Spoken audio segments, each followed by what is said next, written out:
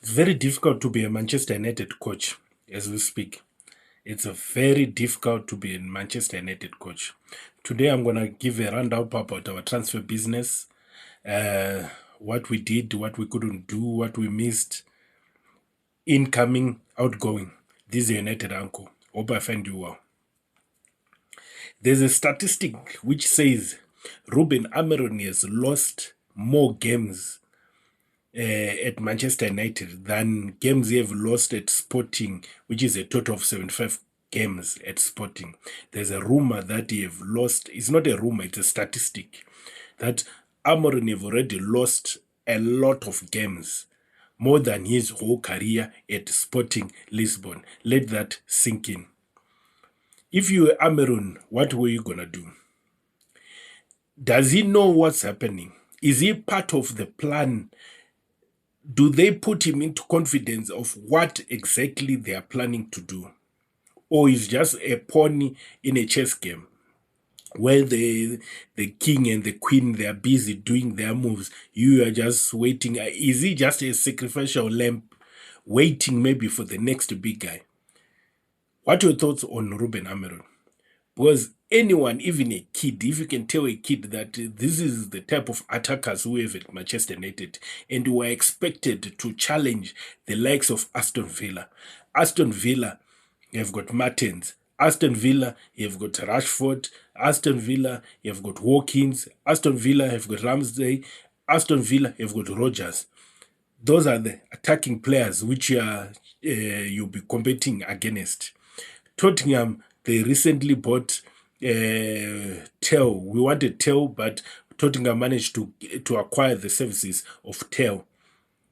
As it was just because of a 5 million deficit that day, there's a 5 million which need to be paid, but surprise, surprise, we couldn't afford to do that. Man City, they are busy. They bought Mamouche. They just got Gonzalez now. They've got Grealish, they've got Foden, they've got Haaland, the main man, they've got KDB. There's a lot of attacking players. They've got Doku, they've got that the Brazilian guy which they just bought now. They've got a lot of attacking players. Go to Liverpool, Gakpo, Jota, Nunes, Salah, even the likes of McAllister, Gravensberg, all those people, they are threat at goal. Go to Newcastle, go to Chelsea, any team you can talk of. Go to La Liga, to Real Madrid. Real Madrid, they've got, I don't know, more than 20 attacking people. Even their defense, their goal threat, those Rodrigo, all of them, Cavao, they are goal threat. But what do we have at Manchester United? Ahmad is the only one who's capable of scoring. He was only one who's a threat, who has proven to be a threat. We've got Garnacho. Me and Garnacho, my thoughts are reserved because he's not as good as people think. And especially now, there's pressure that he's the one who's supposed to deliver. Rasmus, I don't know what's happening with Rasmus. Zexki, I don't know what's happening again. He's still confidence. So I don't know. What do you expect the coach to do? You are a coach of the opposition. Let's just play this game. You are a coach of the opposition team. You are in the changing room. You are playing against Manchester United. What do you tell your players? These people, they lack threat. They are not confident. Only Ahmad. If you can isolate Ahmad, the game is done. Garnacho, you can let him run on his own. He can run. He passes sometimes. That's why most of the time Garnacho is able to do assist. But people know that Garnacho will never pass. So the day he passes, he usually gets an assist because he did something which people were surprised that he's going to do. He shoots sometime. If he scores, he scores. Me, I put Garnacho in the same bracket with Rashford. They are not like clinical players. It's just people who play for Manchester United and they've got pace. That's the difference only. with the other like attackers. The attackers, you know that if he's got the ball, there's a probability that he's gonna score, a higher probability that he's gonna score than he's not gonna score. The odds are in favor of scoring. There are strikers in many teams which we are competing against, which you know if they Salah, when you know that Salah is out, is a goal. If he misses, you are shocked. But even when our strikers go 1-on-1, there's no guarantee that they're gonna score, but they are not confident enough. They don't have confidence. What was the board supposed to do? You're supposed to bring attacking players to boost the confidence of the team to have enough competition. So if the team doesn't have competition in those attacking players, those players, they become reluctant and they don't play with all their heart because they are afraid again to be injured.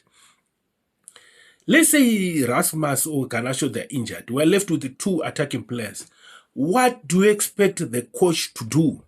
Everyone is talking about the coach is rigid, what. But does he have the resources to win matches? Does he have the resources to win those matches? Guys, help him out. Does he have those resources to win the soccer matches? I don't think so.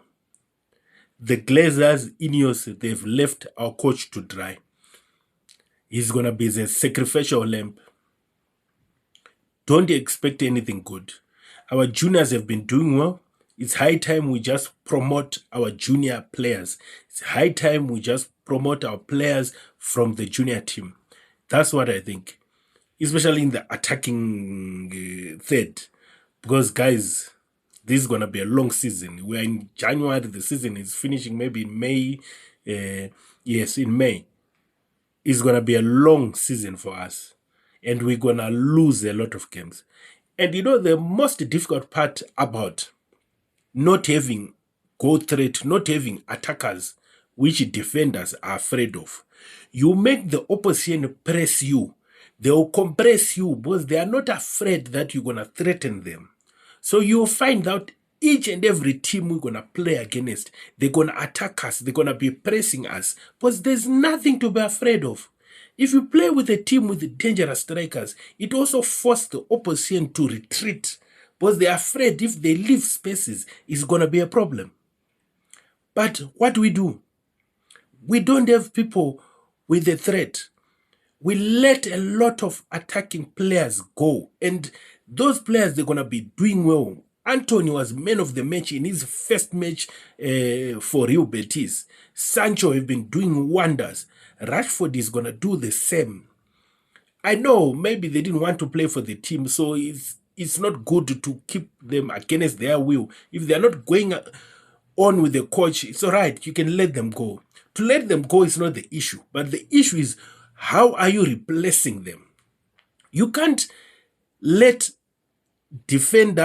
strikers go and you replace with the defenders. What type of maths is that one? I don't know. Is that what billionaires think? Is that what makes people think? That what makes people rich? If you do what no one else thinks about. So our secret to success is buy a lot of defenders and get rid of us attackers. That's our secret to success. I don't know. Good luck, guys. Let me just give you a rundown of our transfer business. Ash, nothing to write home about. Outgoings. Whitley went to Warsaw. Loan 6 months. Rashford went to Aston Villa. 6 months. Anthony, Real Betis, 6 months. As time of recording, Malaysia had gone to PSV to complete his medical for a loan, but we haven't had any. There's less reporting about that. Did that move go through, or it failed again, like what happened with the Benfica? The young boy Nathan Gore, he went again on loan. Then Incomings: Aiden Heaven from Arsenal. It's a small boy. It's a defender. Patrick Doku from Lecce. It's a left back. It's a defender. Then Diego Leon from Paraguay, 17-year-old. He went again on loan. He's gonna come in summer. So he's good as he's not he's not part of our team. It's not part of our team. So that's roughly 3 defenders. Adding to the defenders we bought again in the summer, that is Mazarawi, Delete, Lenioro, and we wanted Breadworth again, but it couldn't go through. So in a period of, we can say the first part of Ineos transfer business, combining the 2 transfer windows, we're supposed to be having 8 defenders and 1 striker. Tell me if it makes sense. Tell me if it makes sense. Now people are not even laughing at us now when we lose, because now it's becoming normal. It's becoming normal that Manchester United just loses a game. It's now a normal thing. Missed deals were linked last minute to Nkunku, but Nkunku he wanted a permanent deal. He didn't want like a loan. So it didn't go through. Same with Bailey at Aston Villa. It was roughly the same technicalities. Till there was a problem with the 5 million which was supposed to be paid, but Manchester United didn't want to pay that. So that's how that deal fell through. Some people are saying what Ineos is doing, they're preparing for the summer. But you can prepare for the summer when we are relegated. We don't have any European soccer. How are you going to attract good players? How are you going to attract good players when you are not playing well? I wish the coach the best, and this is a challenge for the players which are there to prove that we don't need other people to help us to win. We are good enough. It's a time for them to stand up. It's a time for them to be counted that we were there when Manchester United were in difficult, we were at a difficult time. It's a challenge which I'm giving to the new players which came now, and the players which have been there, which are still playing for Manchester United. Is a challenge which I'm giving them, that guys, let's pull our socks up. Let's play. I'm giving a challenge to people like Evans, Casemiro, Eriksson, the senior guys, to nurture these small boys, to help them mentally what needs to be done when the chips are down. Guys, I don't have, my only hope is winning the Europa League. FA Cup is going to be difficult. We're playing against teams with difficult attacking options. And to make it worse, Manchester United have lost Martinez. He's out for about 9 months. So it means it's another outgoing for Manchester United. And a presence in the changing room is gone. So guys, I don't know what to say. Our next match is against Leicester. It's a game which we are supposed to show our true colors. We're playing against Leicester on Friday. It's an FA Cup. I feel sorry for Rude, because Rude also, if he gets a big defeat, I see him being fired by Leicester also, because the results has not been kind for him. Only that win against Tottenham, which shocked everyone. But when Leicester loses, they lose with all their heart. They lose with the big margins. So I don't know, guys. What do you think about our transfer window? Were you happy? I don't know. Maybe something is cooking. We're gonna see the junior players starting in to come in to train with the senior team. I don't know, guys. I've said a lot. We'll see you tomorrow when I'll be talking again about Manchester. We'll look for a topic which we're gonna talk about, and also gonna do the preview of the game on Friday. But for now, this is it on the transfer business. The only thing which I'm going to talk about is Malaysia, because I'm not sure if that deal went through. But we know he traveled to Netherlands to complete his loan move. And we wish him the best. This is United Uncle. If you enjoy my content, I don't know. I don't think it's something to enjoy. But if you find out that my content is useful, I give you information about what's happening with Manchester, can you please help me by subscribing, put the notification bell. I do videos every day. If there's need to do two, I'll do two. I'll do videos every day. So just know you're guaranteed that every day you get a video of me for Manchester United. Unless maybe I've traveled or something happened that I can't do it. But as of now, I'm going to be dropping a video every day, at least 6 times a week if I can't do every day.